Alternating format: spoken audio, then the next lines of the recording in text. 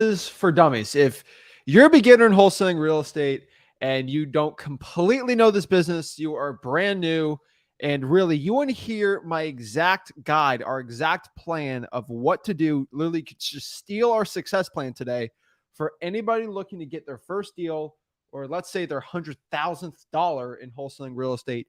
This is going to be the video for you. This is going to be the video to show you exactly what to do in 2023 to have success. If you are completely new, if anybody wants to go out here and start flipping paper on real estate, right? Start flipping contracts and start just making money. This is it, right? Like, this is what we talk about. We talk about flipping paper. We get a property under contract, we sell it to a cash buyer, we make 10 grand, 20 grand, 30 grand, 40 grand. That is what this business is all about. So many people complicate it. If you go out here and find somebody that needs to sell their property for cash, you get it under contract for the lowest price possible, you find a rich landlord or house flipper who wants to buy it for a profit, boom, you'll make 10 grand. You'll make 20 grand. Heck, we've made over $100,000 on a deal. But the thing is, so many people complicate this. The honest truth in this business, if you can find people that want to sell their property due to a circumstance, they will sell it and you'll make a ton of money on the deal. Yeah. I mean, it's honestly, we are so guilty of making this business so complicated. The reality is wholesaling is actually very simple. It's we humans that screw it up. So today's all about just simplifying it and giving you the grassroots efforts to get started in wholesaling without the complication. That's it. So guys, if you're excited to go out here and learn how to wholesale real estate, if you got questions, love to answer them. Guys, do us a favor. Make sure you go out here and smash that like button. All right, go out here, smash that like button, hit that subscribe button, and always complementary questions, and I'll help you become the best wholesaler you possibly can be. So without further ado, you guys, we got to do the intro. We got to get you jacked up, ready to go, excited for wholesaling real estate. So without further ado, let's get into it.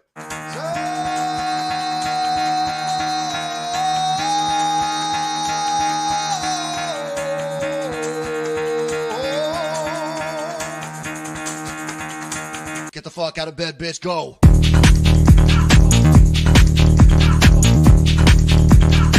Get up, and then they got go.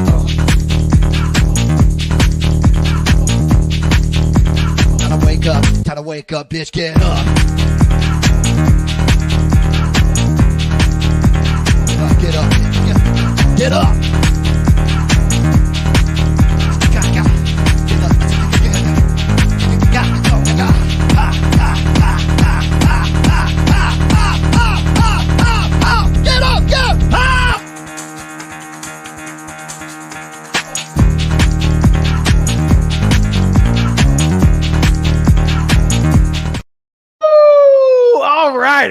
How does that not get you excited to go out here and wholesale houses? I'm excited. I'm ready to go. And let's just get into this. So without further ado, if I'm a beginner in wholesaling real estate in 2023, how do I do this? Right. You know, everyone goes to Barnes and Noble, back in the day, they get the Whatever for Dummies book, right? They get the computer coding for dummies. They get how to work an iPad for dummies. They get the, how to fix a car for dummies. Like, this is wholesaling houses for dummies, right? And so that is the point of today. That's what we're doing, and that's what we're breaking it all down. So guys, remember, we are here to teach you wholesaling real estate. And the first thing you need to understand that everything we do talk about wholesaling, we do have the #1 course in the country. I will say this from the beginning. Okay. I'm not going to say too much in this video because you guys hear me say it a bunch, but freewholesaling.com is our free wholesaling course. We have over 100,000 active students in that course. It costs no money at all. Amazing. It's free. I'm not here to go charge you a $50,000 coaching program. No sales guy is going to call you from that. It's just a free thing to help you make your first $100,000 in wholesaling. It'll help you make more, but the point of that is if you have not made $100,000 in wholesaling real estate, that course is going to help you out. I could easily sell this course. I would say probably about $3 grand is probably what I could sell it for. And people will happily pay $3 grand for that course. There's not one course on the internet for wholesaling real estate that's better. We have over 100,000 people. It speaks volumes. So the thing you need to understand here before we break it down is, first of all, go to freewholesaling.com. But when you go to freewholesaling.com, you're going to see this. And this is something I think everyone needs to understand. Why should you listen from us? I think that's the first thing we need to talk. Why should you listen to these two people, right? You're probably watching this, maybe a little newer. Like, who's Rick Ginn, who's Zach Ginn, who's Flip with Rick, who's all these crazy people, what's going on, right? So let me just say it really quick. My name's Zach Ginn. This is Rick Ginn. I'll give you a quick, you go to freehousing.com, you hear what we got to say. But basically, we make millions of dollars every single year wholesaling real estate. But that shouldn't wow you at all, right? Like that's, anyone can say they make millions of dollars, right? Here's the thing. We teach people to make millions of dollars. And that's the thing. So if you go here, you can see this. Guys, these are just a fraction of the people we've helped. But if you just go to freehousing.com, you'll see the testimonials. Like you'll see nobody else produces the amount of checks, the amount of success, and the amount of cash that we do. I'm just showing everybody here. There's not one person that produces more results for people than us. Not one person, okay? Not one. All right, I guess I could scroll forever on this, but you guys kind of get the point. Why should you listen to us? Not only have we made millions of dollars, we've helped everyone make millions of dollars wholesaling. There's not one person that's produced more money for their students in wholesaling than us, and we don't charge for it. And so that is the point. So let's get into it, right? Let's do it. Let's talk about so the wholesaling process for a beginner. If you are brand new into real estate, you want to understand what wholesaling is, what the process is, and how this crazy method works, and what it all entails and everything. Let me break it all down. So the first thing you got to understand is wholesaling is really a 4-step process. And I know we're going to go over it very, very simply, but that's the way I think you guys need to understand it. So it goes like this. Number 1, find a motivated seller. That is what we have to do. Find somebody that wants to sell their property for cash. That is it. It's called a motivated seller because they want to sell it with a motivation. Step 2, we get the property under contract. We want to sign it for the lowest price possible. That's it. We just sign a contract. Number 3, we sell that contract to a cash buyer for a finder's fee. We also call this an assignment fee. That's it. We sell we get a contract signed, then we sell the contract. Then lastly, we close with the title, and then we get our check. We get that finder's fee check, that assignment check, whatever you want to call it. But that's it. We find somebody who wants to sell their house. We sign an agreement. Then we sell that agreement. That is it. We don't own the property. We are just flipping the paper on the piece of real estate. This is why you can go out here in your first, 2 weeks and get a property under contract. And within a month of you starting this, literally 30 days from you watching this video, you can get a $30,000, $40,000 check. I mean, if you go to freehousing.com, you see we got a guy, Benji, 50 grand on a probate deal. Amazing. Insane. We got Jason, made $72,500 on a probate deal. I think that was the second deal though. But I'm telling you, like, this isn't like fluke. Like it happens all the time. And if you see us, we help so many people out. And so that's basically it. So what is step 1 in getting into wholesaling? This is the last time I'm going to talk about this. I swear, but I'm doing it to drill in your brain. I'm drilling this into your brain. Step 1, you want to get started in wholesaling real estate. Go to freehousing.com, right?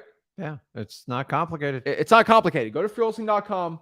It will not be easy. You cannot go through, I'll tell everyone, you cannot go through freehousing.com in one day. I hate to say it. It'll probably take you, I would say, a couple weeks to a week if you're going nuts on it, but 2 weeks. It's like watching all of Seinfeld or Friends in a week. That's a lot, right? Yeah. But it's a lot of info. It'll help you out, give you the whole curriculum, and then we have a 30-day wholesaling challenge in there. And so everyone knows freehousing.com, so we'll get that out of the way. So let's talk about what it is. Now, what we're going to talk about today is a very, very shortened, condensed version of freehousing.com. This is like not even close to anything it has, but we're just going to brush over the stuff you're going to learn in freehousing.com because that's all we can qualify to talk to you about, because this is the method in 2023 that gets people hundreds of thousands of dollars every single year. So let's talk about the first one, finding the right market. In wholesaling real estate, you got to figure out, especially as a beginner, are you in the right market? Should you do local wholesaling, virtual wholesaling, all these things, right? And like, how do you find the right market? Yeah, I mean, well, number 1, you should know right away if you're in one of the major markets that are super expensive. Look at the average price point, and honestly, if it's above 400,000, you should consider doing virtual marketing. Because why? Because if you're starting at like $1 million homes, you're going to have a sophistication level of sellers, and it's going to be very problematic for you. So in the event of computers and technology and the internet, you have the ability to go virtual. We teach you how to do it over at freewholesaling.com. Why? Because we want you to be successful, and try to buy multi-million-dollar properties with no money and sell the contract is a steep learning curve, and you're probably going to fail if you start out doing that way. So figure out which market you want to start in, look at the average price points, to get started. That's it. And so find the population and find the average price point in your market. And so what I like to do, go to your county and just search, let's say you're Houston, Harris County median home price. It'll pop up pretty quickly from there. On top of that, you can find what the population is. This is a really rough number, but this is true. If your median home price is below 400,000 and your population for the county is above 50 to 100, usually that's a good wholesaling market. So if you're looking to get into virtual wholesaling, those are great markets. If you're in a market like LA, Los Angeles, that is just whoa. It's like the average price is 900. That's above the 400. That's not a good market. And maybe your average home price is 70K, but your population's like 1,000. That's not a good wholesaling market. The point is you want population to be pretty high, because the higher the population, the more cash buyers, the more customers, more or less, are going to buy your contracts.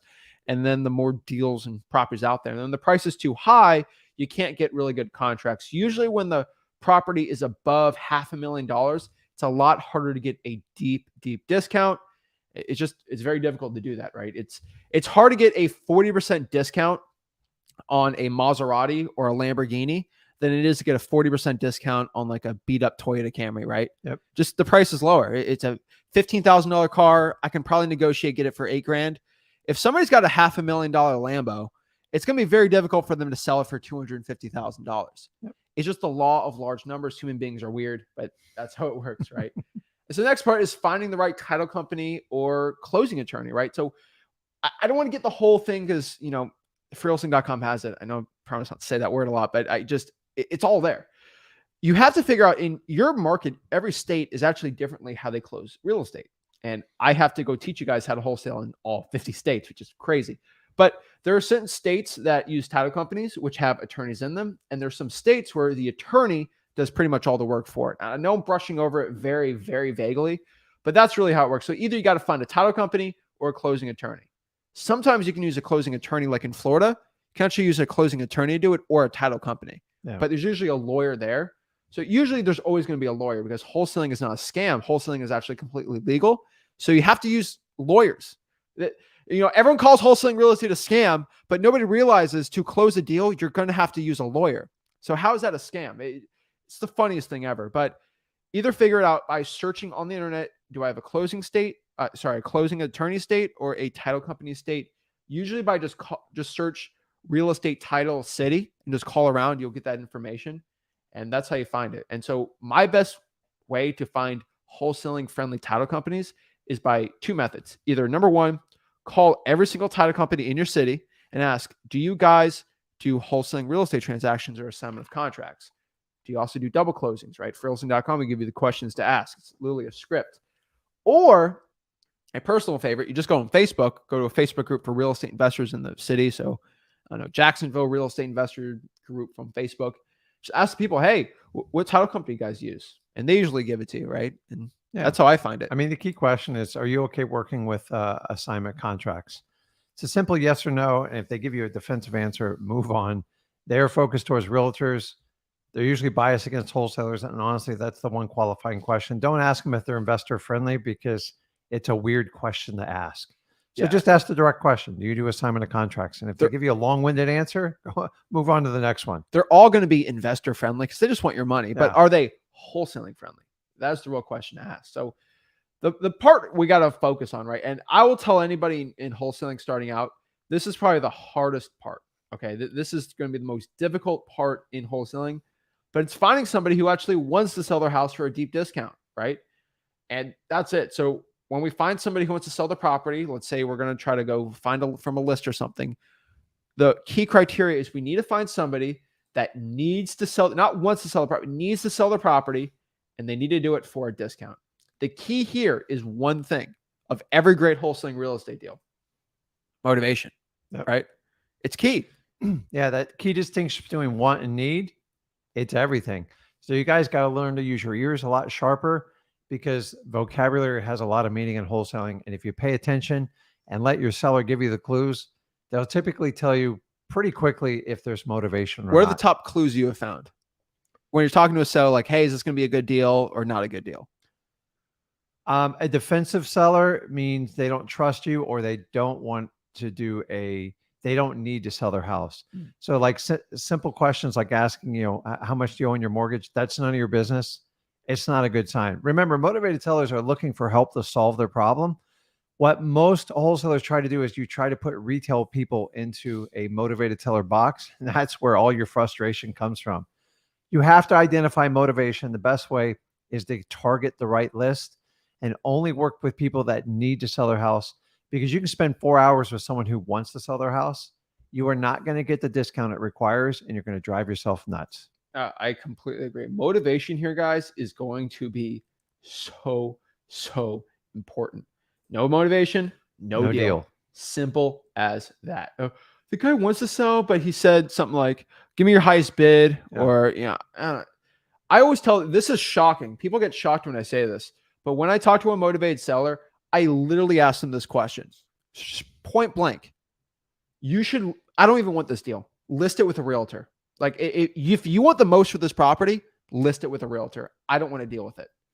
If you want the most for it, I don't want to deal with this. Yeah. And I just, you just ask them, like, list this with a realtor if you want it. And the reason why you kind of push back is because they need to give you a reason why they're not listing with a realtor. If they can't give you a good reason why they don't want the most for it, that's not a good deal. They have to give you a reason. And you know what that reason is? The motivation. I just want to get rid of this thing for cash. Like, I would love to use a realtor, but I don't want to bring them through the property. I just want to get rid of this thing. This thing needs a lot of work, all this stuff. Oh, well, okay. Well, maybe we can buy this thing for cash, right? Yeah. That's the point. People are so scared because they're so fearful that if the seller says, that's a good idea, I never thought about listing with a realtor. The realtor's the first thing they think about. Okay, don't act like it's this big secret that you could use a realtor and get more money. Let them know. Actually, this is shocking, but like, actually care about your seller and actually like, hey, if you want the most for it, go with a realtor. I'll tell you, this is bad, but like, I've had so many deals where I just said that and they're like, yeah, I think I will go with a realtor. Yeah. Okay. Here's a number for a realtor. It's not the end of the world. If they want to go with a realtor, I don't want to deal with them. Yeah. Plus you save yourself a lot of time and aggravation, and you move on to people that will have more motivation. And honestly, if you're scared to throw out the realtor thing, don't be, because the reality is these types of houses, the ones that are run down, the ones you're finding on probate lists, the ones on the foreclosures, most realtors aren't equipped to find a cash buyer and close them quickly. So by throwing it out, you think like you're going to lose business. Honestly, it will actually help seek your motivation out sooner, because they're going to tell you, I don't want the property inspected. I don't want to get financing contingencies, and it'll bring them closer to you. So if you're scared of like, why wouldn't you list it with a realtor? Don't be, because it's eventually going to come up with or without you. I'd rather you be there so you can identify the motivation up front. So here's the secret. Okay, well, if I have a list of all these properties that, let's say I go to all the properties in my city, what if I just talk to these people? They all want to go with a realtor, right? The secret here is, of course, I literally call wholesaling fishing. This is how I deal with finding sellers. It's just like fishing, right? Yeah. If I want to go out here in the ocean, like huge ocean, which is people that own houses in a city, think of, I don't know, New Jersey, right? New Jersey's huge, right? If I go and try to talk to every single seller in New Jersey that wants to sell their property, they're all going to want to get the most for it. So if I go and I try to go find let's say I want to go out here and catch a marlin, all right? A huge billfish, right? It's called a marlin. Love marlin. I love marlin fishing, but like I want to catch it. Am I going to go just, I don't know, go on a boat, go to a random point in the ocean and just throw a bait out? Hopefully it hits. You could, but like, it's a lot more difficult. You're going to burn a lot of gas. You're going to waste a lot of time, and you're going to get frustrated. That's the same thing you're making here. But did you know when you go marlin fishing, there's certain areas, okay? So like in Florida, if you're going to go catch a sailfish or a marlin, usually there's these points that are like big caves or like concaves, or like the ocean actually gets really like high. So they're like, it's really deep and then it gets really shallow. And the reason when it gets really shallow, the marlin, they like chasing bait there, because when it gets shallow, they can't really run. And that's why the billfish, that's where all the food is. And so that's where all the big fish are. And so if you go to where all the big fish usually hang out, you're probably going to find a big fish there, right? Versus the vast ocean. Did you know probably 5% of the ocean is really good for fishing? And they're not like barren land. Yeah. It's like me trying to go out here and find an apple tree in the desert. It's like, I should probably go to where there's a lot of water. Mm-hmm. That's the point. It's like trying to find an apple tree in the entire United States of America. It's like, get away from the desert, go where the actual apples grow. And that's the point. And so in wholesaling, how do we find motivated sellers? We want to go find the points where the wholesaling deals usually are. Where these motivated sellers hang out. I will tell you, 90% of wholesaling real estate deals will have a distressed problem with the property. 90% of them. Like there's a massive issue going on in the house. The roof's leaking. There's mold. Something's just ugly. I hate to say it. It's an ugly house. Something's going on that makes the house look ugly. It's the truth. And so that's where we're going to focus on. If 90% of our deals are just like that, that's where we're going to go focus on. And so what I've personally found in my own wholesaling real estate experiences, there's about, I would say 4 to 5 different ways to find these motivated sellers. There's really 4 main ones that actually will lead you to really good success. And so what are these 4 strategies to go find motivated sellers? If you're going to go find the motivated seller, there's usually 4 ways to find them. 80% of all wholesaling deals are found with this method. Shocking, but like crazy. Here it is. Either drive for dollars, you cold call a list, you text motivated sellers, or you send them some type of mail. That is it. There's no way, which way around it. That's it. Driving for dollars, get in a car, look for ugly houses, and get a list from there. You can cold call a list of somebody that's distressed. Maybe, there's a code violation on the property. Maybe they didn't pay their taxes. Yeah. Call them up. You can text a list of people that maybe haven't paid their mortgage. You can actually get that info. It's crazy. Send the mail. So you can send them a piece of mail saying, hey, you're looking to sell your property, right? On top of that too, mail is kind of like this thing we call reverse driving for dollars, where I find an ugly house. All I do is I put a sticky note on the property, which is technically a mail piece on an ugly house. Say, hey, this is Zach. I had a quick question about your property. Please give me a call back. It works really well. And so you might be asking, like, this seems really confusing. This is like, what do I do? Right? Like, do I do all 4 of them? Do I do 1 of them? Do I do 2 of them? Like, whoa, what's going on? The key here is just stick to 1 or 2 of those. Don't complicate it, right? No, Once you start complicating, it gets crazy. I would do 1 and master it, and then add another one on top of it. And you might gravitate to one over the other. Some people just hate cold calling. If you're going to admit it and you don't want to go through it, you're missing out on a great opportunity. But you got to be honest which one you're going to do, because if you're just going to try to force yourself to do it, it's going to take more than force to do this. It's literally like music taste, in my opinion, right? It's like some people love country music and some people hate country music. Some people love rap, some people hate rap.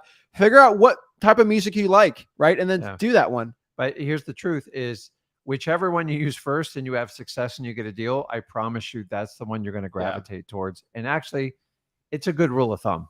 I 100% agree with that. And so which way in 2023, if you're a beginner, which we would recommend, I would say the best recommendation, and this is because it costs pretty much no money to do this, and you can pay money to start doing this, but you don't really have to if you're a beginner.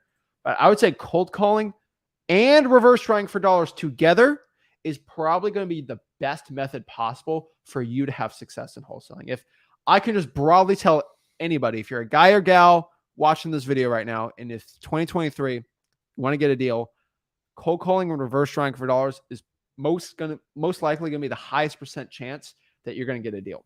It's the most efficient. Now you can send mail out. Now I'll tell you the highest percentage will probably be sending mail out, but do you want to drop $4 or $5 grand a month to do that? No, it's impractical for a beginner to do that, right? But I would say if you got no money, you want to get a deal, the highest chance, cold calling, reverse driving for dollars be the best one. I'll teach you exactly how to do it. My scripts, all at freelisting.com.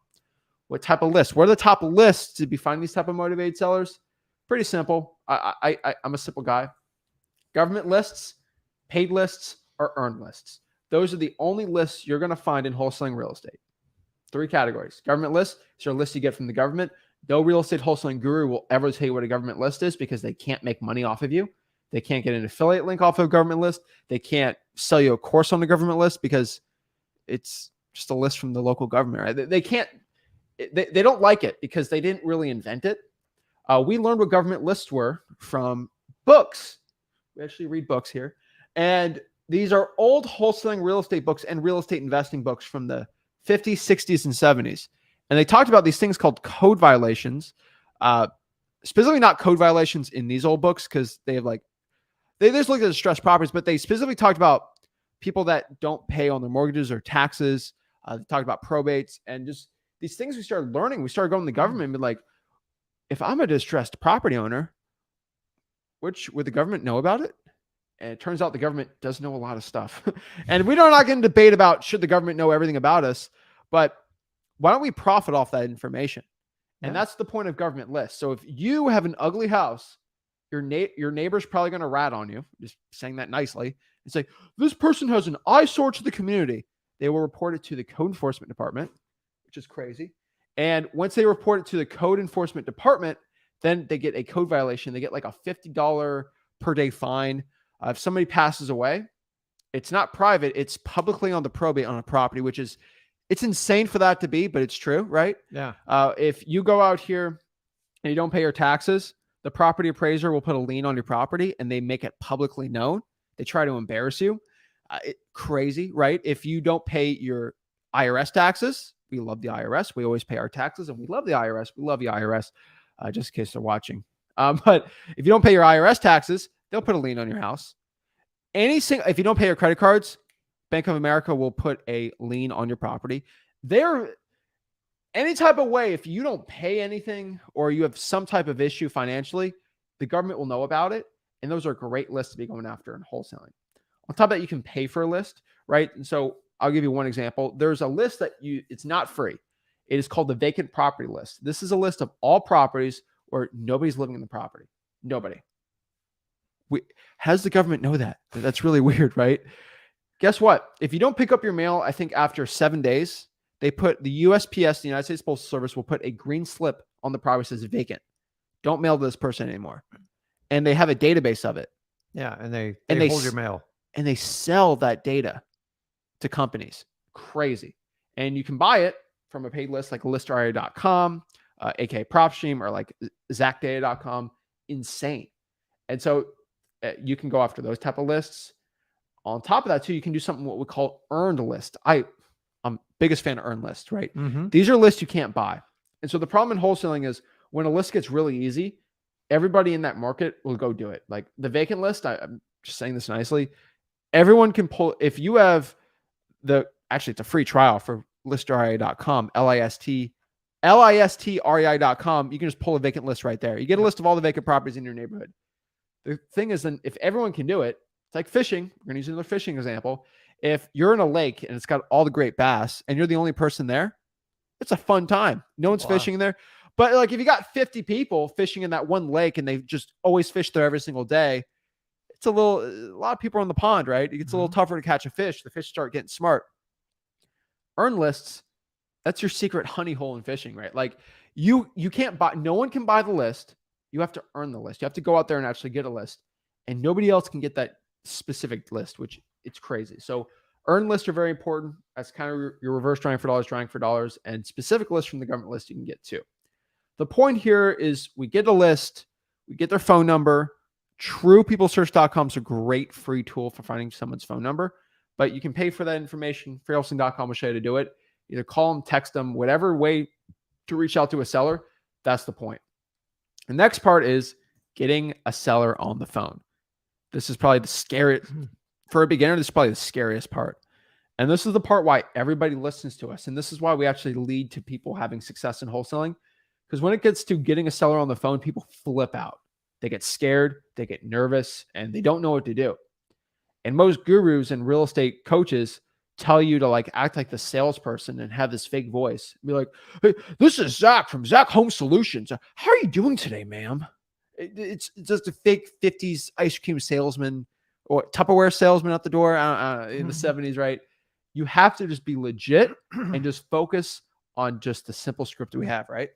Yeah. So the days where everybody knows about the used car salesman. The reality in wholesaling, it's not sales. Everyone calls, it's sales training. No, you do follow a format, but the reality is you have to guide your sellers. And if they're not motivated, it's easy to get out. And that's going to be a lot of the people. Don't go all the way down if they're not motivated. Number two, you got to be authentic. If you're not authentic, people are going to snuff you out.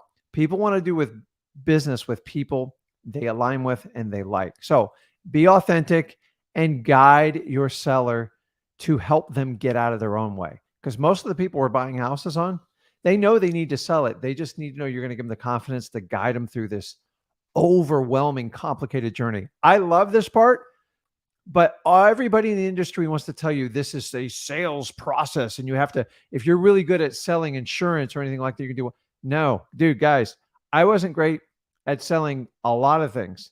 I was really good at being authentic and guiding people and helping them get out of their own way. If you think you can do that, you'll be fine. You do not have to be a superstar salesman. Anyone that says, I need a rock star salesman in wholesaling, get rid of them. They never work because they're fake, and people snuff out fakeness quick. That's it. And so we have a really simple script, right? And the simple script is what we call MCTP. MCTP. When you talk to somebody that says they want to sell their property, all you literally have to ask them is MCTP, and then you get off the phone. It's the biggest hack ever. So you simplify it. So many people out there trying to teach these complicated scripts and everything you do. The reality is, use the acronym because it'll stick in your mind. MCTP. Everyone remember, even if you get wildly nervous, which most people do, MCTP. So if they tack you on price first, remember price isn't a qualifier. Hey, tell me a little bit about the condition of the house. Well, let's break down MCTP first. Okay, let's do it. So basically the M stands for motivation. So we want to quickly identify if we have a motivated seller. How do you do it? The best thing is get him talking and get past yes, no questions. How you doing today? And just most people will naturally go into a conversation with you. And honestly, if you can't get into a natural flow conversation, so you got a choice. You could be an order taker at McDonald's. You want the number one, the number two, the number three. That's realtor world. I don't operate in there. If you need to sell your house, I want to talk to you. If you want to sell your house, there's not much I can do. What's going on? Why are we talking today? Shut your mouth. Let them do 80% of the talking. 20% are highly targeted questions. So this isn't a sales process. It's just knowing what to say, how to say it, and when to say it. And a lot of people call it sales. It's not. You're just guiding them down a process. You can't force anyone to sell them a house. It's like car salesmen. You can convince them to pay $50,000 more for an upgraded car. It doesn't work this way. It's opposite. So motivation is key. And don't panic if you don't get motivation off the bat, because I'm going to teach you how to do it.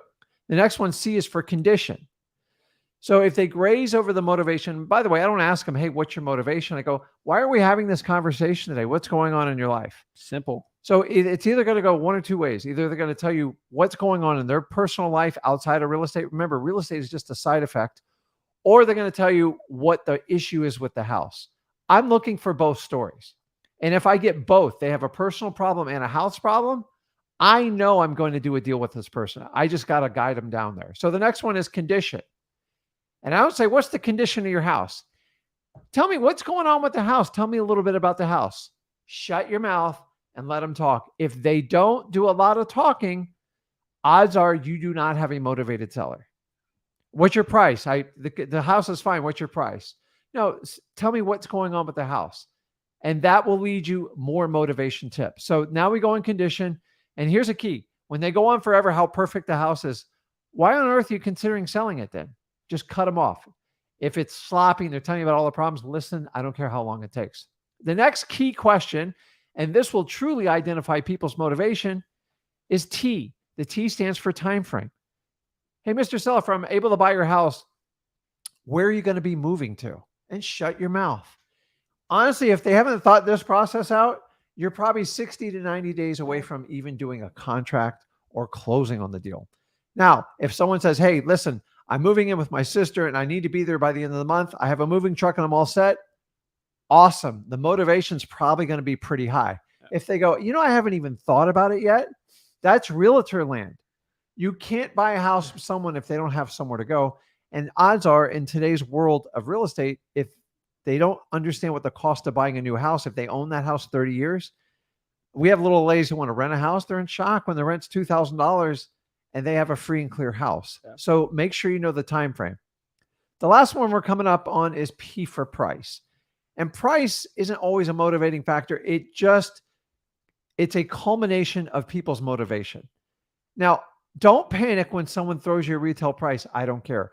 If I know the house has problems or the seller has problems, I actually kind of ignore this part, but I'm going to let them shoot over the bow and see what kind of, what do you need to get for this house? I don't say, what price do you want? What's your asking price? What's my offer? What do you need to get? It's all about how you talk to them. We go into grave detail on the freewholesaling.com. Once we do that, remember, that's just a starting point. It's never your ending point. And that's usually not going to be like their lowest offer, but a combination of the MCTP will give you a final conclusion by that conversation. And usually within 5 to 10 minutes, if you have a motivated seller. If they won't answer any of these questions and they're difficult, try to crack the ice with building more rapport, but you got to connect with them. And the key with this is what we teach you at freewholesaling.com is transition your conversations to have conversations. Because when I'm in a free-flowing conversation, I put down my guard and I tell you what the real problem is. If they're not going to put down their guard, they need a realtor, because realtors deal in that world. I don't deal with that. So it's real simple that. So MCTP, a lot of times just asking why they're talking to me, I can identify it pretty quickly. By the time I get the condition and time frame, I already know if I'm even going to have a shot at the price. So once we have it, we can go on from there. So the next thing we want to do is we want to set an appointment. Now, either you're going to go to the house physically. If you have the option to do it, it is hugely advantageous. Hugely advantageous. Why? Because a lot of human connection communication is nonverbal. Actually, more than half, I think it's around 64%. I'm not a scientist on the number. Why? Because you can see their eyes, you can see their body language, you can see their posture. It's everything. Now, meet with them physically, because a belly-to-belly is always going to give you a huge advantage. But if you're doing it virtually, you have to really tune in on what they're saying, and especially on the words. Like, listen, do I need to sell the house or do I want to sell the house? And you have to start using the same language and get to the point of not using like realtor language. So we want to meet with them. And then basically when I meet with the seller, my next step is a little trick we do is called conditioning the seller. And all we are is, before I meet with the seller, especially physically, I'm going to say, listen, we're going to go out. I'm going to spend a little bit of time with you. We set up the expectation. It's usually 45 minutes to an hour. And at the end of the conversation, you have a decision to make. Either you love Rick in to death and you want to work with it, and I buy your house and we work together, and that's a solid yes. Or, hey, I don't like what you had to say, and it's a hard no. But I have to have you commit to a yes or no at the end of this conversation for me to take this time out and come out and visit your house. Is that fair? And I shut my mouth till they give me an answer. Now, if you're doing it virtually, you do the exact same thing. You just do it over the phone. And when we're doing it virtually, you're actually getting a contract signed before you even have someone go out to the house, because you really got to guard your time doing that. Why do we do that? Because people will ghost you and they will waste your time. So imagine we go through this entire thing. Say it's an hour presentation. You look at the house, everything. At the end, they go, well, I'm not quite sure, Rick. I'll have to think about it.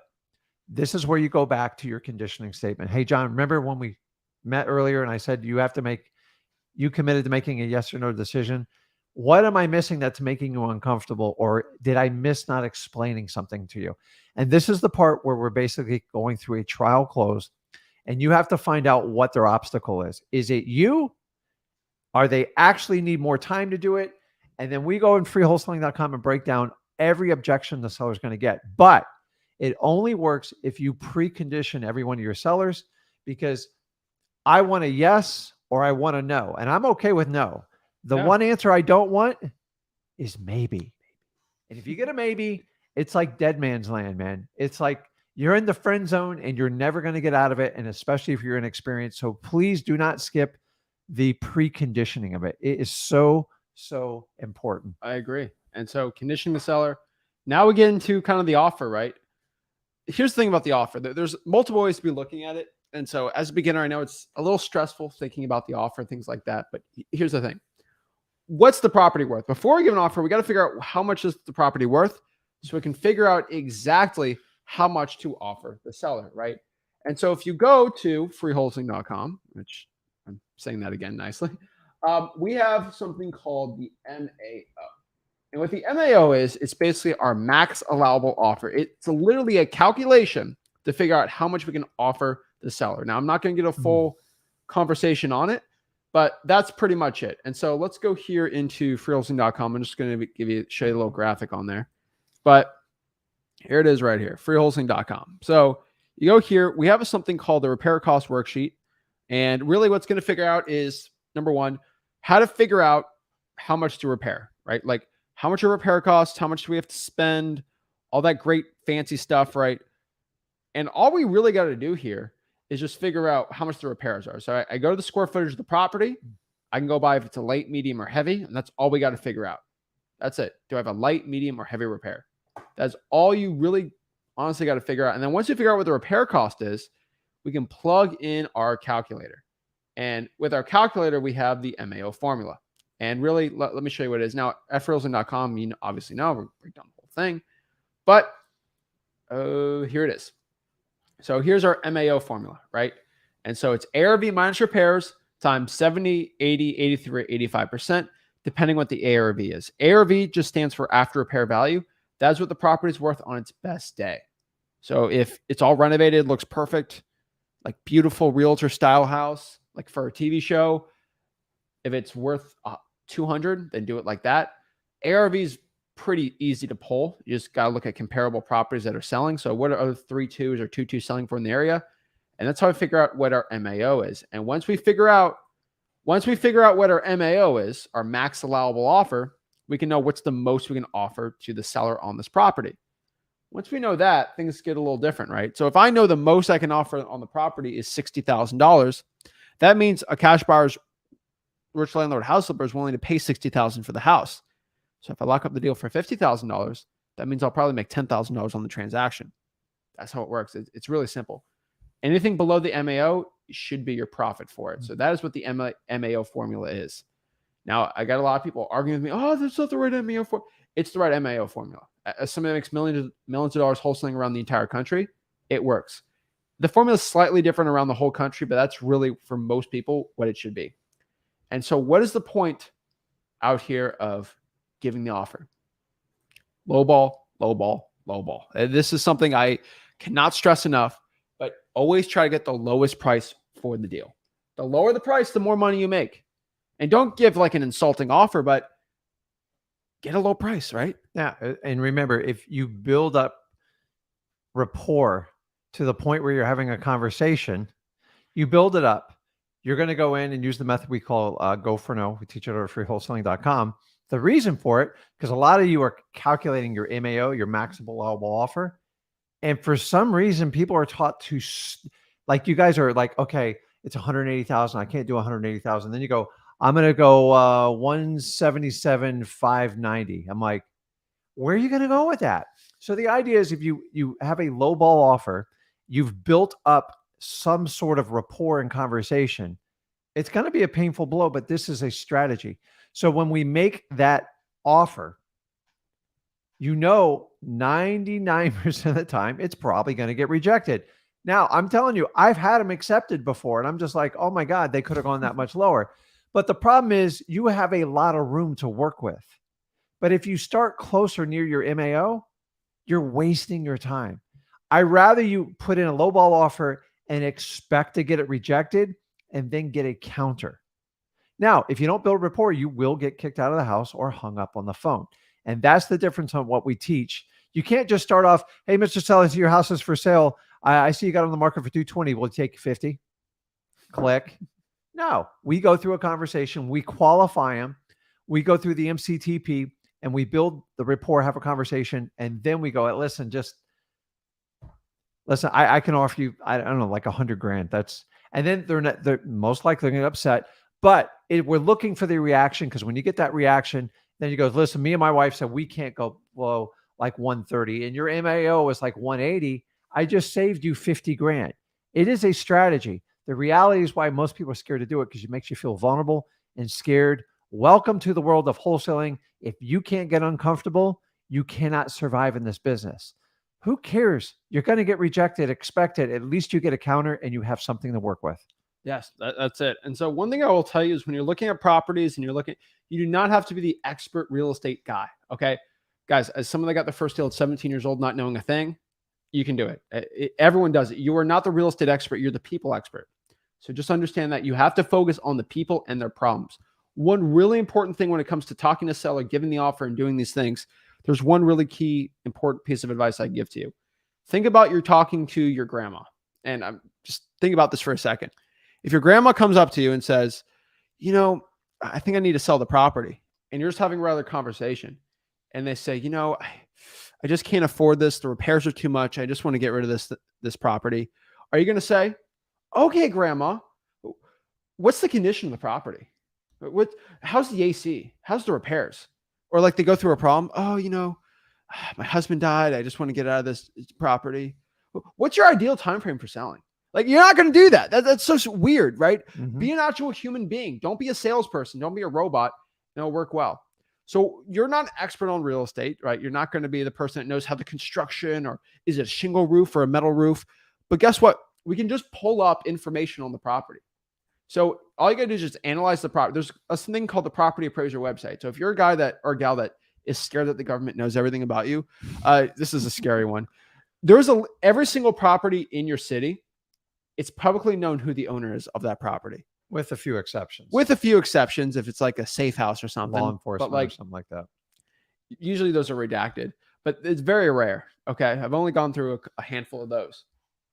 But these properties, you can figure out the roof type, the square footage, the year built, all this stuff for free. It costs no money at all. Mm-hmm. Crazy. So property appraiser, I would look at the information for there.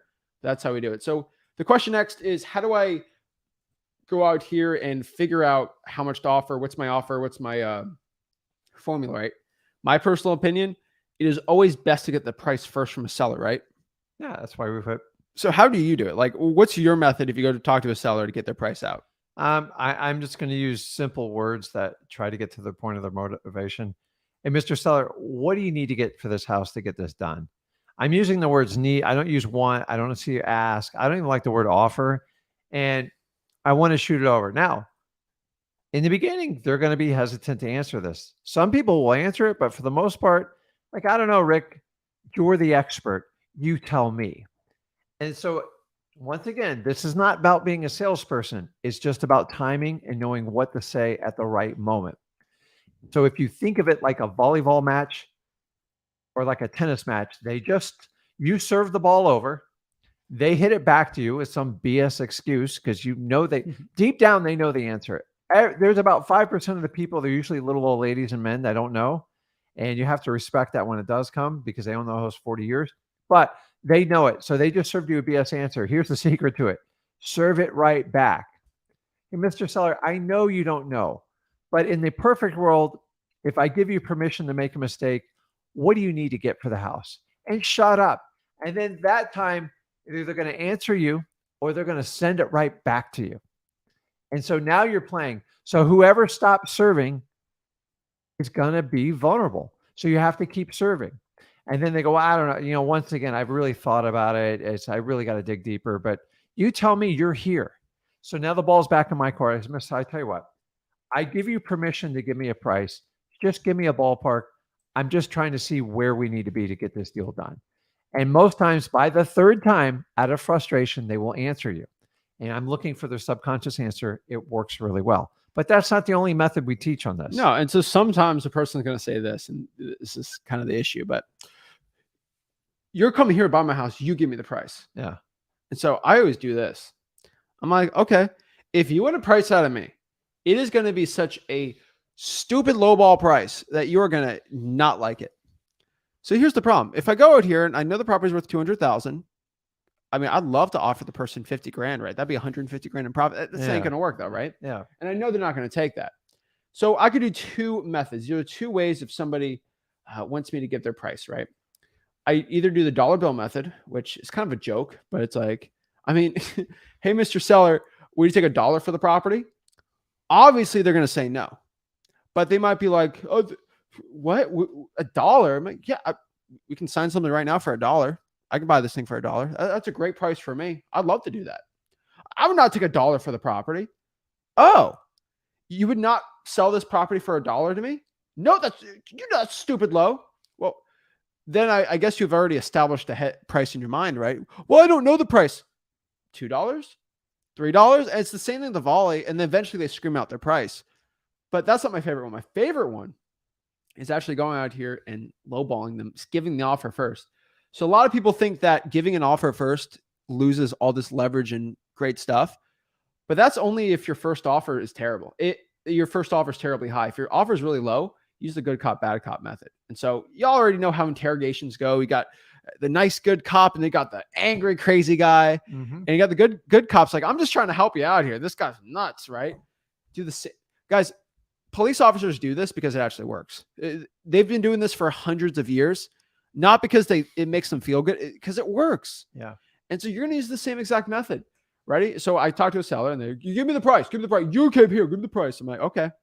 Well, I mean, I was texting my partner, Rick, bad cop, bad cop, right? Like, Yeah. Because the reason you're the bad cop because you're not here. Now, if you're at the appointment with me, then no, we can't do that, right? Got it. But he's not here. It's just me. I saw my partner, Rick, and he told me he wanted to buy this house for like $130,000. See, I'm not saying a word. I said it. Yeah. And I will shut up.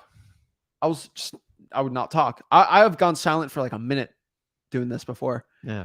And you just get 130. I can do 130. I'm like, what? I didn't offer 130. That's what he said. There's so much stress and like, I don't know, anxiousness in the air that there's a negotiation going to happen in the future. And you just spit that out there. Usually they say, that's way too low. I could never do that. Hey, I know Rick's crazy. He just wants to buy everything for super cheap, and he just wants to get the best discount on everything. I'm here to reason. I'm the good guy, like he's not here. I'm here. I mean, what works for you?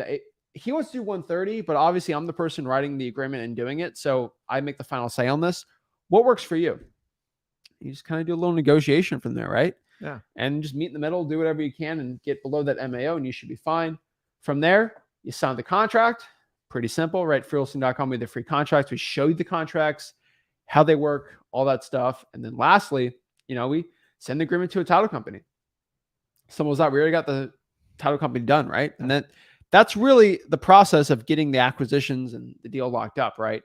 Then from there, we got to find our landlord, our house flipper, who's going to be AKA our cash buyer, who's going to buy that property for cash. Honestly, what I found, either you're going to find them from cash sales, which is a paid list where you find people that are buying houses for cash and you just call them up. You can call the for rents, people that are landlords trying to rent out their property, saying, hey, are you looking to buy any more property?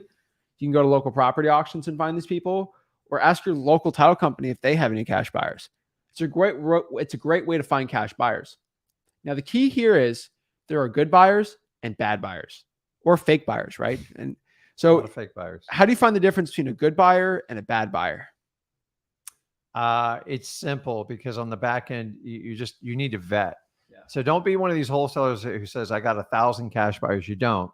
You got about 925 wholesalers, and you got about maybe 20 or 30 cash buyers, but they're all confused, and half of them don't have the money. So how do we know they have the money? Ask. It's real simple. Yeah. It's called a proof of funds. Now, it's challenging when you don't have any deals to ask somebody for a proof of funds, but you can set them up and ask all the qualifying questions. And then when you have a deal, ask for a proof of funds. Here's the key. A proof of funds needs to come from a screenshot on someone's app, which is the most common way now, or a bank statement within the last 30 days. If they don't have this, it means they are not a cash buyer, because the longer the story is, the more they're lying to you. Listen, buyers are liars. There's a reason why they call them into it. I find half the people that come and contact us want to buy our stuff for cash are not real legitimate cash buyers. So if you skip the POF and you spend hours, if not days, working with people, I warned you. It stops at proof of funds. If they can't produce a proof of funds and there's a long story, it means they don't have any money, and you need to be aware.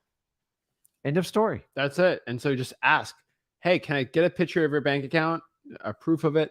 We go in the right questions to ask and everything at Wholesaling.com. But the next one here is if the person is a buyer and they say looking to buy houses for cash, you just walk them to the house. Hey, come at 4:00 on Tuesday and go through the house and see if you want to buy it or not. The key here, guys, is the buyer. And no one ever talks about this, but the buyer has to agree on the price first. This is really important. But the buyer has to agree on the price. So before they walk through the house, they have to say, yes, I actually do want to buy this property. And I do agree that that price works for me. It should just be a verification process. Now, remember, you're selling the contract, not the property, but the property is associated with the contract. So once they commit to the contract and they agree to number, they've kind of ran their numbers, their comps. They go, hey, I just want to look to verify the numbers. Now they are actually looking at the property, but you've got to vet them to buy your contract first because you're not a realtor. You're not showing the house. Remember, you're doing a basic walkthrough to make sure that they're okay with the terms of the obligation of the contract, which that real estate's attached to. So you should already have a definitive price and everything. And as long as you've been upfront and you've been open with what it needs for rehab, the type of property, it should go down. But if you completely misrepresent what the contract represents on the property, you're going to have massive problems. So be very clear. Exactly. And they say, yeah, I'm good buying this. And how do you talk to the seller on this? I literally just tell the seller, hey, my partner wants to go by and look at the house. Simple. Like, I just keep it easy, keep it simple. Don't lie. Just They are your partner, right? That's it. And then have the buyer sign the assignment of contract. That's basically a contract agreeing to sell your piece of paper to buy it for an assignment fee, or what they call the finder's fee. And you'll have to show them the contract. That's where you bring in your title company. Yeah, don't hide the contract. They're buying your contract. They're buying your contract. So hiding it doesn't make any type of sense. Now, I show them the contract once they do the agreement and we've agreed on price on that. I don't want to give out any more information until I have a firm commitment. That's it. And then, everyone's like, but what if the seller finds out that I'm making a profit on the closing? Oh, no. Guys, here's the thing. I've never had a problem with the seller with this because it's just a line on a statement. Yeah. And they never even know what it is. And they're getting what you committed to them. So if you make it a big deal and a problem, it's going to be a problem. And honestly, I tell everybody buying a house, this is what I do for a living. It's how I make a profit. No, they know you're making a profit. They might not know you're wholesaling it, but you might not be wholesaling it because you might be able to have the intention to buy it. Who knows? But the also thing on top of this is when you're talking to these sellers and they agree to sell it for 100 and they're getting 100 at closing, like there's never any questions they ask. But two, if they're like, what's this assignment fee? I've had this, sometimes, right? I get it. It's not the first time that's ever happened to me. I just say, wait, it says the buyer here is KJF Holdings and not Zach Ginn Holdings. What's going on? What's going on? Guess what? This is why the title lady who has gone through wholesaling will explain this. Yeah, they actually were going to buy it in Zach, but they just transferred it to another company with their partner. Yeah, the cash is already wired. Well, I already got the money. Who cares? This is why we want you guys to use your own title company, because they'll stand up for you in this part of the transaction. And if you use a foreign title company, they'll usually run you under the bus and it can spiral quickly. Remember, I'm upfront with people. I'm doing this to make a profit. You want $100,000? We've committed to it. That's my obligation to you. You're okay with that? Great. If you ever feel offended that somebody did that, though, I want you to understand this. If you have a mortgage on a property, you've probably gotten this plenty of times. Your mortgage has been moved to Johnson Financial. Yeah. That contract, that debt got assigned to another person for a profit.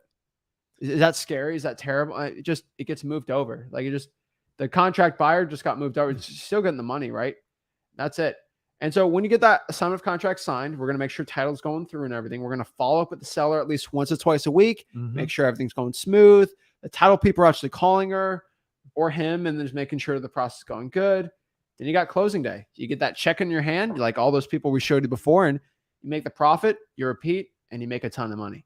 That is wholesaling real estate. Now, I will leave off one thing you guys should know.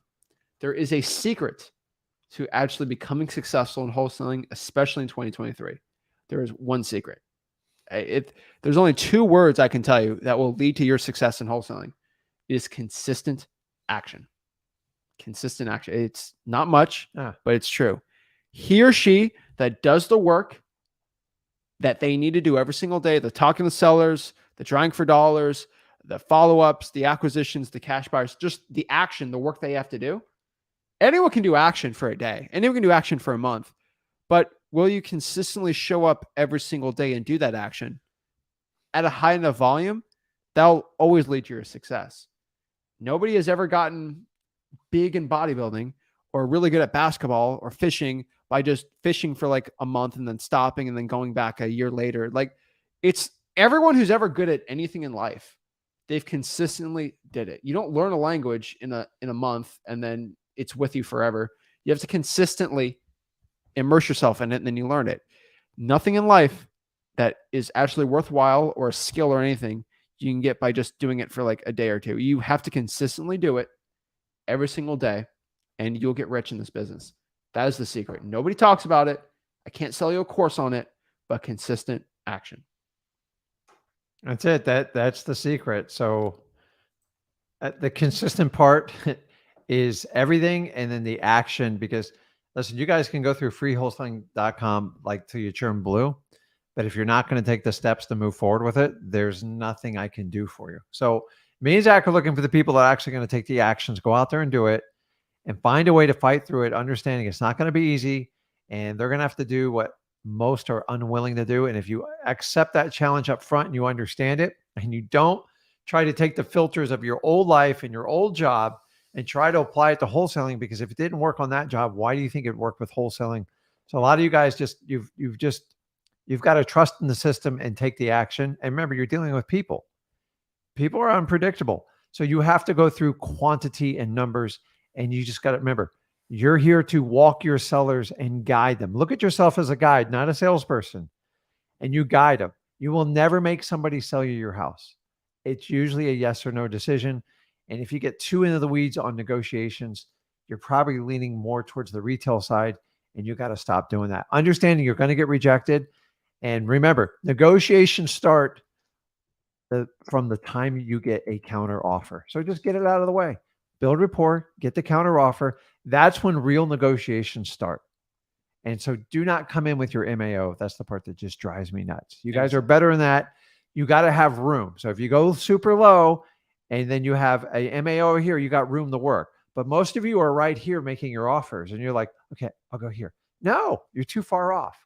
Guys, we're complicating this business. We have to simplify it. I know rejection sucks, but if you can get that initial rejection out of the way, you have room to work, and you'll be shocked how much profit you'll make more on your average wholesale deal by using that strategy. Exactly. So that is it, guys. If you want to go out here, wholesale real estate right now, as a complete beginner, start flipping some paper, making a ton of money, this is my exact guide for you. I get so many people, so many DMs, how to get started in this business. This is exactly how to do it. Freewholesaling.com. And that's really it. So what we're going to do right now is answer some questions, see how we can help you guys out, and really, see how we can help the people out. Obviously, we're going to do some one-on-ones today because we love doing that. And so let's break it down. So the first question we got is, a wholesale check considered earned income to the IRS? Yes. Unfortunately for you, wholesaling is a legitimate business. Mm-hmm. And in any legitimate business in the United States, the IRS wants their cut. And that's always a problem, because wholesaling is legit. You actually have to pay taxes, which I know stinks for people. There's illegitimate ways you don't have to pay taxes, but that's nothing I'll ever recommend. But yeah, if it's a legit business, you're gonna have to pay taxes. Oops. Mods Marketing says, got any cash buyers in Mississippi? I have a house under contract. If it's in Jackson, then send it to support@flipwork.com. If not, someone hit up Modes Marketing Official. There's a course I took that literally teaches how to pose as a buyer and daisy chain to steal deals. I know what course you're talking about. I know exactly what you're talking about. It's true. It's true. It's true, of course. But here's the thing. I've actually had those people for SellMyPaper.com. They always pose to be buyers. All you have to do, this is the most shocking thing you have to ask them. Show me a proof of funds. They get shook. They're like, oh, here's a proof of funds. They try to sweet talk around it. But here's the thing. All right, John Smith sent me a proof of funds. I look at the proof of funds. It says, John Smith is approved for $5 million from JCM Title, JCM Capital, or whatever it is, right? I'm like, what? What is this? I'm like, this is not a bank. All you have to do is ask for a bank account. And sometimes they do this.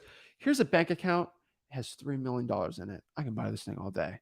And I see the bank account, and I'm like, there's no account number, and there's no owner on the account. Oh, okay. Well, let me unblur it.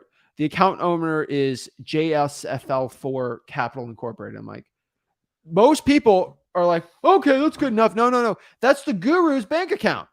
that they made for selling $50,000 courses. Go out here and literally ask this. This is the craziest thing. Get the account number, call the bank and say, hey, I'm calling to verify funds for someone saying they're looking to buy a piece of real estate. Oh yeah. Banks are okay with this. They're perfectly Here's fine. the account number. Is the name on the account holder John Smith? No, it's Guru Smith. It's Guru Johnson. Here's the thing. Bank accounts have companies, but there's names on the companies. Yeah, they won't give you the name. They'll just verify if you have the correct name.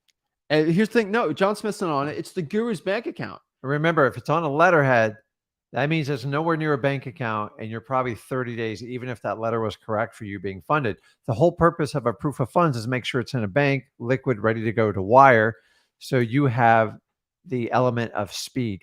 These letters, guys, I saw an advertisement on Fiverr the other day for $5. Guy writes proof of funds all day long. They're fake. It's all fake. So verify it. Like, stop. You have the right to call a bank and verify it. It should be on a bank's letterhead. There should be an address and there should be a phone number. And just say, listen, I'm calling to verify proof of funds. And the banks can answer yes or no questions. They're not going to give you detailed information for privacy. Here's the coolest part. This is the best part ever.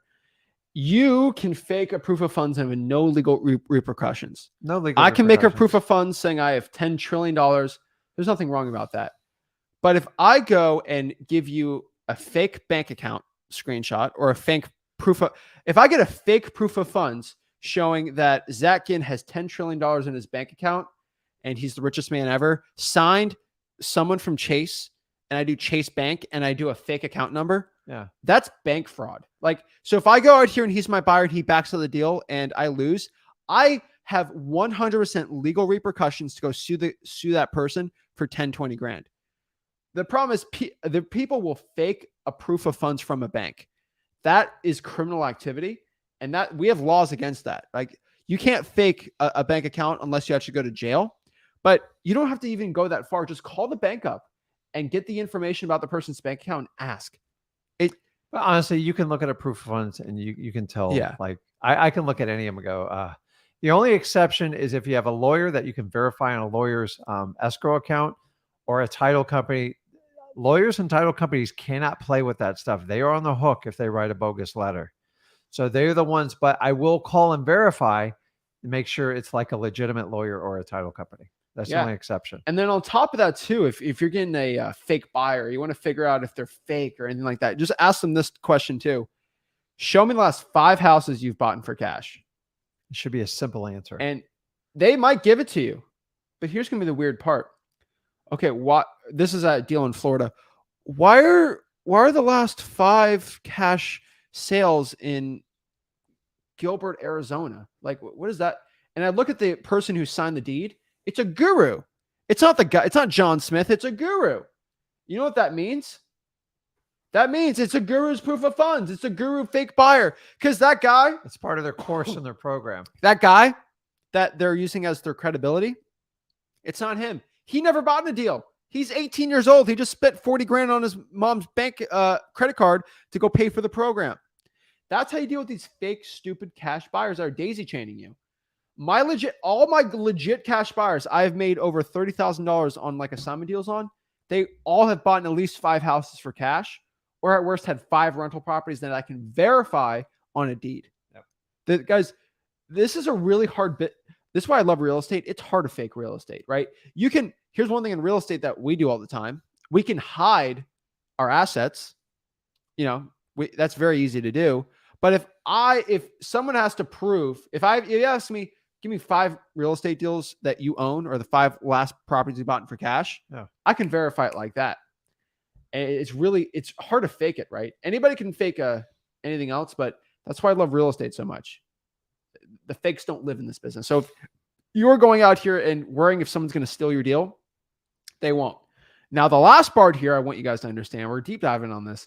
If you have a buyer and you're scared that that buyer is going to daisy chain that deal to another buyer, a legit buyer could do that. All you have to do is ask for this beautiful thing. No daisy chainer will ever do this. A non-refundable earnest money deposit, right? Yeah, they'll never do it. So what is a non-refundable earnest money deposit, and why don't daisy chainers like that? Well, number one, they don't have the money. And number two, Most daisy chainers, I'd say 60, 70% of them fall out. And what they want to do is throw a lot of mud on the wall and see what sticks. So if they throw out 30 contracts and 2 or 3 close, that's a win because it didn't cost them any money. Now, on the assignment contracts me and Zach put out, you have to ask for permission to daisy chain it. You don't get it. You can't just keep selling the assignment of the assignment. So make sure you're using bona fide assignment of contracts to protect your interest, because if you don't have it spelled out in your contract, especially your assignment, anybody can daisy chain your stuff. Daisy chain people don't want to put up the money. And here's how you really know it. You'll start to get a long-winded story. That means they're lying to you. Just move on. Because the story's going to be like, well, here's what I use my business partner's sister's, fiance's, brother's, sister's funds, and he's out of the country. But if you'll just bear with me, I'll get this deal done. And then they'll even entice you with more money. It's a waste of time, guys. They're telling you, I'm messing with you, and I'm most likely going to screw you over. Avoid me at all costs. The sweeter the story sounds, more so. I just don't waste my time. I have to put up with plenty of motivated sellers issues. I have no time for the cash buyer's story. Don't deal with it. And so that's how you don't get your deal stolen, dealt with, terrible with a bad cash buyer. If they will not honor the contract and they won't give a non-refundable deposit, heed the warning. They're going to tie you up and waste your time. Exactly. So we're at some questions there. Let's shout out to Jesse. 2 months and 2 deals closed. Ooh. Waiting on the third one. Sweet. Shout out to Jesse there. Awesome. And so let's do some one-on-ones. If you want to talk to me, you want to talk to us one-on-one, guys, remember, we do 4 live streams a week. 4 live streams a week. Crazy, right? Yep. Guys, because we have a lot of YouTube channels, and every single YouTube channel we do live streams on. And so let's go down the list really quick for everyone. But if you want to hop on, talk to us one-on-one, it might be hard to go on one live stream, but if you go to all 4 and try it, you're probably going to hop on. First of all, on Mondays, Rick on the Rick Ginn YouTube channel, RickGinn, Rick Ginn YouTube channel. He actually drops exclusive content. Rick Ginn had an awesome video yesterday. And Zach doesn't oversee what I say, so I can say what I want. Lord. He had a exclusive video. It was titled, it was pretty cool. It was feeling overwhelmed in wholesaling, do this. It was very powerful. If you're feeling overwhelmed, that was a great video for it. A lot of great views on that. He goes live on Mondays at 5 p.m. Eastern, and he'll do one-on-ones and talk to you, answer questions. We don't have like almost hundreds of thousands of subscribers on that channel yet. It'll happen. Yeah. So you ask a question, he'll probably see it. On top of that, too, on Tuesdays, I go live on all the channels where I usually cold call live or I do something cool. Mm-hmm. This week, I lowballed a lady and she got really mad at me. I talked to a fake buyer.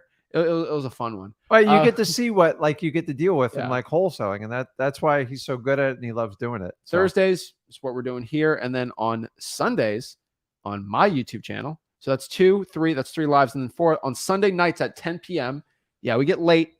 10 p.m. I do it for my West Coast gang out here. I'm in bed. Even the late night owls on the East Coast, like me, sometimes I'll talk to you guys. We do a one-on-one, and it's very powerful.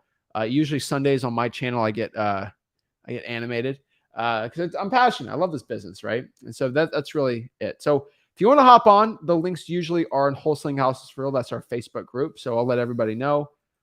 Go to facebook.com/group/Wholesaling Houses for Real, and you'll be inside the group. We are approaching 100,000 members, which is crazy. We're at 94,500 members. Insane how many people want to talk to us, but you go to the feature tab. We usually pin it like an hour ago. We pinned it. Go right here. You click StreamYard. Boom. And then you hop on. You be backstage with us and get to talk to us. So first person we got Edelmiro. Oh, how you doing? He's our guy from Connecticut. What's up? Yeah, from Connecticut, man. So I had a quick question. Yeah, what's up? How can I help you out? I think this one will be for Rick because he says he has ADHD, and I feel like every time I want to stay focused on just doing like deals or getting into just finding properties and stuff, I find myself concentrating for 10 minutes. The next 10 minutes, they ask me to do something, and my head is somewhere else. How can I just get through that? Well, has it always been that way for you? Yes. So it's a blessing and a curse all in the same time, because people with that, you have ability to hyper focus on one single thing and really kill it. The problem with ADHD and what I have is things start coming in, physical objects, people, events, stuff like that, and they start stacking, and it basically takes your conscious mind and it keeps diluting it, and so someone's going to get the shaft on it. So what you have to do is set boundaries within your time, and this is about discipline. I think you're familiar how this works in the martial arts field. Is you have to set blocks. So I'm a big fan of like 2-hour blocks, especially if you're going to cold call. You just go, listen, I'm going 2 hours. Kids got to like suck it up. I'm not talking about like little babies. You got to take care of them, but you got to block time out. If you have ADHD, if you don't block time out, you are going to get run over, because you're trying to always put out a fire. And then I got to tell you, there's the art of like saying no to people. It's not easy for people with ADHD. You're just like always trying to like help everybody out, and you tax your own self. So I'm 53. It's taken me a long time to get through it.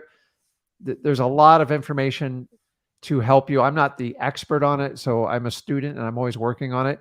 But ADHD allows me to, when I work with a seller or I do marketing, I'm all in. And then sometimes the process of doing the deals, the underwriting and all that other crap, as he knows with me, he's just like, okay, just do this, Dad, and I'll do this. And that's why we work so well as partners. The problem is when you're a single business operator like you're doing, that's where ADHD starts to get scattered. So when you feel overwhelmed with something, you just got to go back. What do I need to get accomplished today? And so like he hates that I print everything on paper, but like I'll do a list. What is my priority today and what has to be done? And then I prioritize it on the list. And I think that's also my issue. What's that? My issue is also that, because like I try to follow SAG hours like that. It makes sense. Call after 12, like 2 to 7, like that. People are out of work and it's not too early and do all those stuff. But it's like the time that I have to train is 5 to 8. So I think that's also, I have to choose what is going to be my priority. If it's going to be fighting or real estate at the same time. I don't think you have to give up both. You have a lot of things going for you, right? You got the MMA. You have to this is a necessity in your life, right? Spend time with your kids. That is you can't avoid that. Like you need to do that. That is something that has to be done. That's something that it makes no logical sense, but it makes complete like rational sense. Mm-hmm. And so you can do your MMA and spend time with the kids and work and still wholesale on the side. Just the chance of you getting a deal is lower, but over a longer time horizon, it'll happen. And so I don't think you have to give up everything you want in life just to wholesale houses. I truly don't believe that. Yeah, but I think you just got to be really smart with what you're doing. So here's one thing with procrastinating a lot because of like the same thing. Like, I can't make calls because as soon as I make the first call, my daughter is gonna start screaming because it's like it's shows you have to choose. Then use it. Like people, honestly, people are sympathetic to people raising children, especially single parents and stuff like that, because it's a challenge. Yeah. Do you know how many times this kid screamed in the background when I was doing deals when I was young? Just do it. Stop, move on. I've dealt with VAs with chickens roostering and the roosters crowing in the background. I've learned a lot of lessons with it. Here's the last tip for ADHD. And why I like it is because like MMA, to me, I love disciplined sports and things that push you. Is there's two things. The stuff you can control in your head is all within your control. The stuff that happens outside, how people react to you, people hang up to you, people are nasty to you, you just got to let it go. Because when the event's over, it's over. It's like when you lose a fight. Have you ever gotten so inside your head and questioned everything you do and like what am I going to do? Sometimes you just got to let it go. You weren't your best, or you got schooled and you got a lesson from it and you learn to be a better fighter. The same thing happens in wholesaling. I get the crap kicked out of me still to this day. And I have to learn to let it go. When I first started wholesaling, I struggled with that. So ADHD is all about controlling.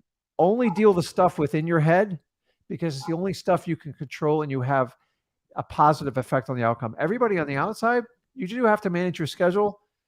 I'm not telling you to ignore your daughter or anything like that, but you have to understand what you can control, because ADHD is a symptom where you try to control everything and you push it all the way to the end of the universe.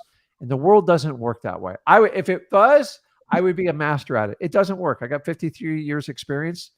Control what you can here, and then just go, when something happens, it doesn't work out, you get rejected by a seller, say you lose a match, go, hey, I got a lesson from it, and this is how I'm going to be better going forward with it. And that's how I deal with ADHD, because ADHD is about you're just constantly being taxed, and everything comes in front of you, you want to give it your full attention. You can't. But the superpowers of ADHD is when you do an issue, say it's fighting or wholesaling, like when you're in that zone, you go all in and you don't let anything distract you. And the problem is when the worlds collide, you try to do everything. That's when you get in trouble. So it's a constant progression and you work on it. And just like when you're with your daughter and your kids, like I tell you as a parent, just learn to be present, because the kids are present. They don't know what's going on in the past, in the future. They just want to be with you. So my biggest advice to ADHD is just be in the moment and just deal with and stop worrying about stuff coming tomorrow or the stuff that's behind you. And that's the easiest way to manage it. Yeah. I know you got a lot on your plate, and I give you a lot of credit what you're doing. If fighting makes you happy and wholesaling is going to change your life, your daughter's a constant. That's not going to change. You just got to figure a way to balance the two out. Period. I really do my stress on fighting when I know I don't get a deal. I'm like, I still don't have a deal. I have to leave all this stress, all this anger inside of the gym and stuff like that. So it's a good way for relief and everything too. Yeah. I whatever I do, like I used to work 16 hours a day. I would still find 45 minutes to work out because it just mentally helps me out. One thing I can tell you is a great one is I like blocking out time. This is something he doesn't talk about, but he blocks out his time. He'll work for an hour or two straight, stop, do something, and then come back to it. Human beings aren't meant to be machines that work 8 hours straight. Yeah. I get you're working 8 hours, but you're usually not doing something straight for 8 hours. I personally found this. I like blocking out. Some people do this. They like 30 minutes, 5-minute break, then 30 minutes. I don't like that. I like to work 2 hours. Yeah, 2 hours is my comfort. And then I spend like 15, 20 minutes doing something that completely not that. So one thing I found, because I'm a younger guy, I'll play like Madden or Call of Duty for like 15, 20 minutes, like one match or whatever, and then get back into whatever I'm doing. Yeah. I feel like I'm mentally reset. That 20 minutes for me is like I slept on it. I took a break for a couple of days off the weekend, and then it's like how good are you at work after a 7-day vacation? You're like fresh and revamped. It takes me about 15, 20 minutes.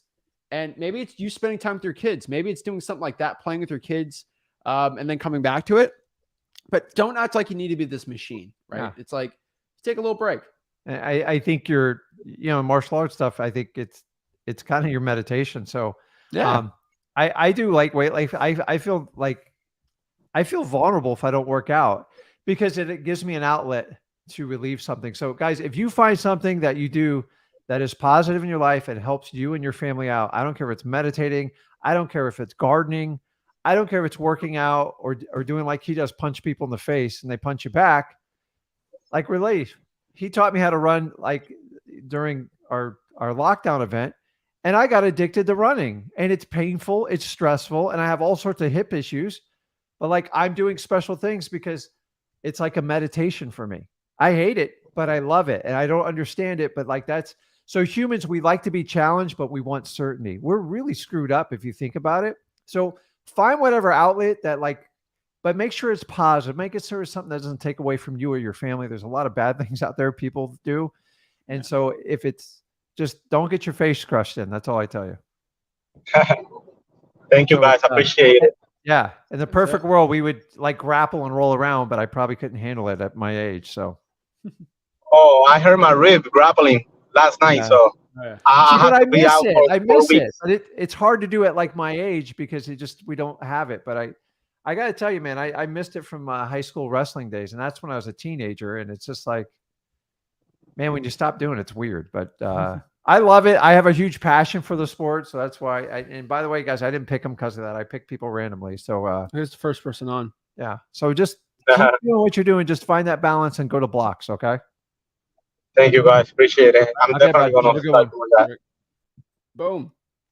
That's it, guys. I'm telling you, if you go actually out here and you talk to motivated sellers and you do the work every single day you need to do, it will lead to your wholesaling real estate success.